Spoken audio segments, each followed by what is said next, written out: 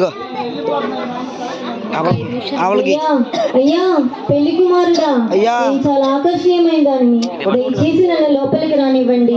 అమ్మా, నీవెవరో నాకు తెలియదు. ఈ లౌకికమైన శరీర సంబంధమైన బాహ్య ఆకర్షణతో సంబంధం లేదు.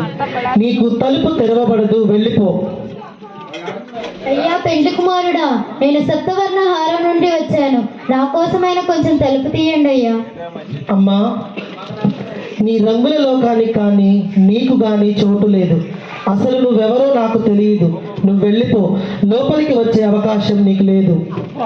ఓ అతిలోక సుందరుడా, దయా దాక్షిణ్య పూర్ణుడా, ప్రేమ వాత్సల్యత కలిగిన వాడా, ఒక్కసారి నా కోసమైన తలుపు తీయవా? అమ్మా, నీ మధురమైన మాటలు చాలా బాగున్నాయి, కానీ నువ్వు ఎవరో నాకు తెలియదు. విందు గృహంలోనికి నీకు చోటు లేదు.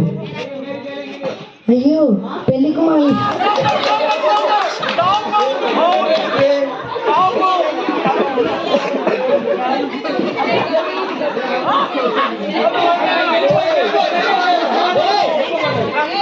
అయ్యో పెళ్లి కుమారుడా, ఈ క్షణం నాకు లోపలికి రావాలని ఉంది.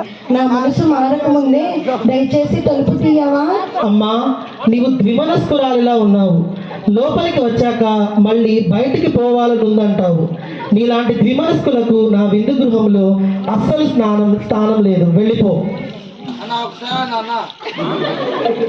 అయ్యా పెళ్లి కుమారుడా, నేను లోకప్రేమి.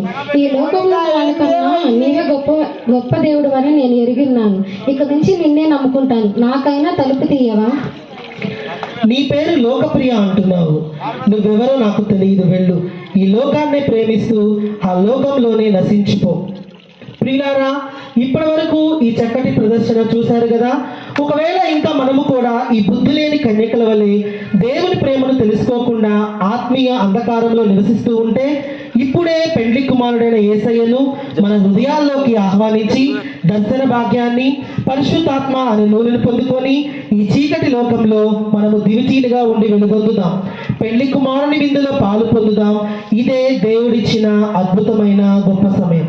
పెద్దగా చప్పట్లు కొట్టి ఈ స్కిట్కి మనము చప్పట్లు కొడతాం. చప్పట్లు.